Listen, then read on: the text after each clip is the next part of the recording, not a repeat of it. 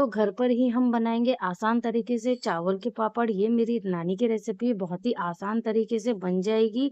आप इसे ईज़िली घर पे भी बना सकते हैं अगर आपके घर पे टेरेस वग़ैरह अवेलेबल ना हो। तो चलिए शुरू करते हैं हमारी झटपट बनने वाले चावल के पापड़ की रेसिपी। बिस्मिल्लाहिर्रहमानिर्रहीम। तो ये देख लीजिए, सबसे पहले हमने चावल का आटा ले लिया है। अच्छा, घर में ही हमारे आटे की चक्की है, तो ये घर में ही हमने आटे का जो है पाउडर बना लिया है।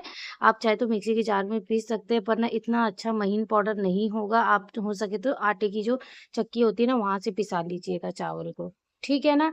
तो इसमें मैंने टोटल जो है 2 गिलास चावल लिए थे, तो उस हिसाब से मैं इसके अंदर जो है पानी डाल रही हूँ। तो जिस गिलास से आप चावल लोगे ना, उस गिलास से यानी 1 गिलास चावल है तो आपको 8 गिलास पानी डालना है। अगर आपके चावल पुराने हैं तो 8 गिलास पूरे लगेंगे पानी, अगर चावल आपके नए हैं तो 7 गिलास में काम बन जाएगा, ठीक है?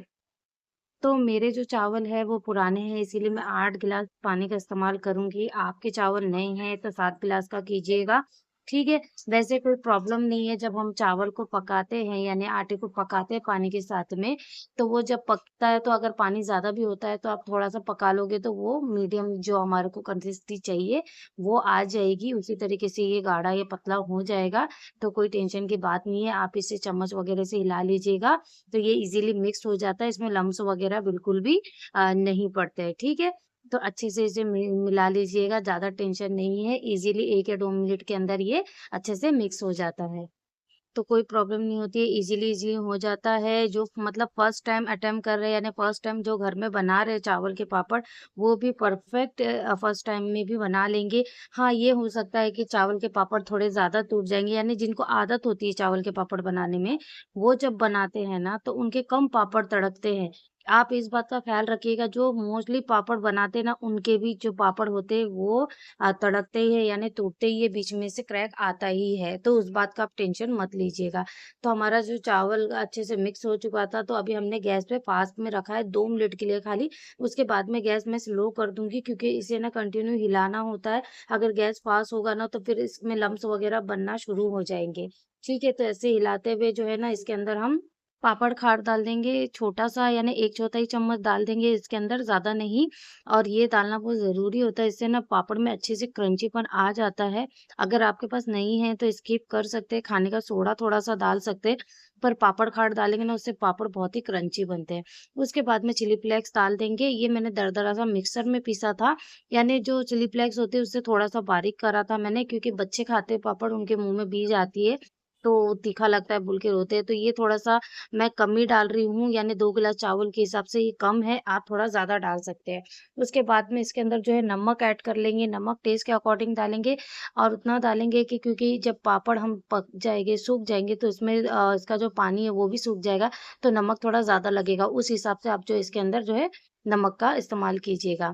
इसी तरीके से हिलाते रहिए ताकि लम्स वगैरह ना पड़े, और गैस को अब एकदम भी फास्ट पे नहीं रखना है, स्टार्ट के 2 मिनट रखना है, उसके बाद में गैस को मीडियम फ्लेम पे या लो फ्लेम पे ही रखना है, और इसे इसी तरीके से चलाते हुए कंटिन्यू पकाना है, इसे छोड़ना नहीं है। देख लीजिए मैं हिला रही हूँ, उसके बावजूद इसके नीचे जो लम्स वगैरह लग रहे हैं। बहुत लोग कहते हैं कि भई हम हिलाते रहेंगे लम्स वगैरह नहीं लगते, पर गाइस हिलाते-हिलाते भी लगते हैं, ये बात झूठ है। मैं इसलिए कंटिन्यू दिखाती हूँ, जो भी प्रॉब्लम वगैरह सामने आती है वो मैं सब कुछ दिखाने की कोशिश करती हूँ, क्योंकि सबके साथ में ये होता है। अगर नहीं बताएँगे, सामने वाले के साथ होगा, तो वो कहेंगे कि भई ऐसा होता था, उन्होंने तो बताया ही नहीं। तो चावल का जो हमारा आटा है, बैटर है, वो अच्छे से पक चुका है। थोड़ा इसे मैं और पका रही हूँ, और हमें इसकी पकने की पहचान, जैसे कि मैंने चम्मच अभी थोड़ी देर पहले दिखाया था, हम उँगली फिरा के देखेंगे। अगर हमारी जो उसकी पतली लेयर आ जा रही है उँगली से, बाकी की जो लेयर है वो उस पे चिपक जा रही है, यानी हमारे पापड़ का जो बैटर है वो अच्छे से रेडी होके पक चुका है, ठीक है? उसके बाद में बैटर को लेंगे और अच्छी सी साफ वाली पन्नी धो के, पोंछ के सुखा लेंगे। उसके बाद में हम नीचे बिछा लेंगे घर के अंदर ही, और इसे गोल जो हमारा सालन वगैरह का चम्मच होता है उसकी मदद से डालेंगे, और नॉर्मल जैसे हम चीले का बैटर जैसे फिराते हैं ना तवे के ऊपर, बिल्कुल उसी तरीके से फिराना है, बहुत ही आसान है। अच्छा, ये मैं ज़्यादा बैटर डाल रही हूँ इसलिए बड़ा पापड़ को मैं फैला रही हूँ, है ना? अगर आप छोटा यानी पतला है या फिर आपका छोटा स्पून है, तो आप छोटा बैटर ही फैलाएगा, यानी छोटा ही शेप दीजिएगा, वरना जो है ये पतले होंगे तो जल्दी क्रैक करेंगे, जल्दी टूटने लग जाएँगे। तो कुछ इस तरीके तरीके का शेप होगा। और दूसरी बात ना, ये दिखने में स्टार्ट में बहुत मोटा लगेगा, पर जब गाइस ये सूख जाता है ना, तो ये बहुत ही पतला दिखने लगता है। आपको मार्केट का पापड़ तो पता ही होगा, ये बिल्कुल उसी तरीके से बनता है। तो इसीलिए मैं कह रही थी कि अगर आप बैटर फैला रहे हो तो ज़्यादा डाल के फैलाइए, अदरवाइज़ अगर आप एक ही स्पून ले रहे हो ना, तो क्या करोगे आप जो है एक ही छोटा-सा जो है इसे शेप दोगे। तो ये पापड़ हमारे अच्छे से देख लीजिए सूख चुके हैं। मैं वो भी आपको दिखा देती हूँ कि बहुत से लोग बोलते हैं ना बिल्कुल भी पापड़ क्रैक नहीं आते, टूटते नहीं गाइस, हमेशा टूटते ही है। अगर 4 पापड़ गोल है तो 1 पापड़ क्रैक होता ही है। पापड़ को मैंने घर के अंदर ही 2 दिन के लिए सुखाया था। 2 दिन में चावल के पापड़ इज़िली सूख जाते हैं, 2 दिन से ज़्यादा का समय नहीं लगता है। और उसके बाद में ना मैंने क्या किया, मेरे पास बालकनी थी तो मुझे जो है 2 दिन के अंदर आराम से सूख गया।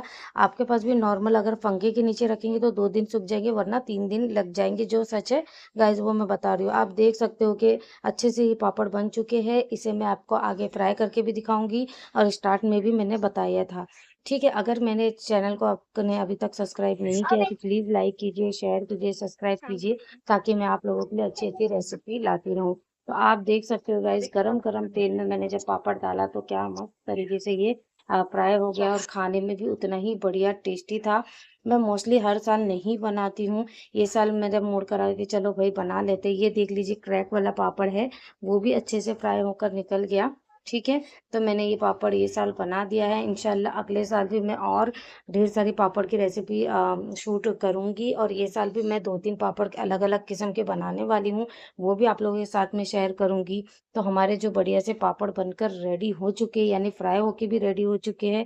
तो इसी के साथ में हमारी पापड़ की रेसिपी आज यहीं ख़त्म होती है। मैं मिलती हूँ आपको किसी और रेसिपी के साथ में। तो आप सब अपना बहुत-बहुत ख़्याल रखें, मिल-जुल के रहिए। जय हिंद, अल्लाह हाफ़िज़। दुआओं में ज़रूर याद रखिएगा और अपना बहुत-बहुत ख़्याल रखिएगा। जय हिंद, अल्लाह हाफ़िज़, बाय बाय।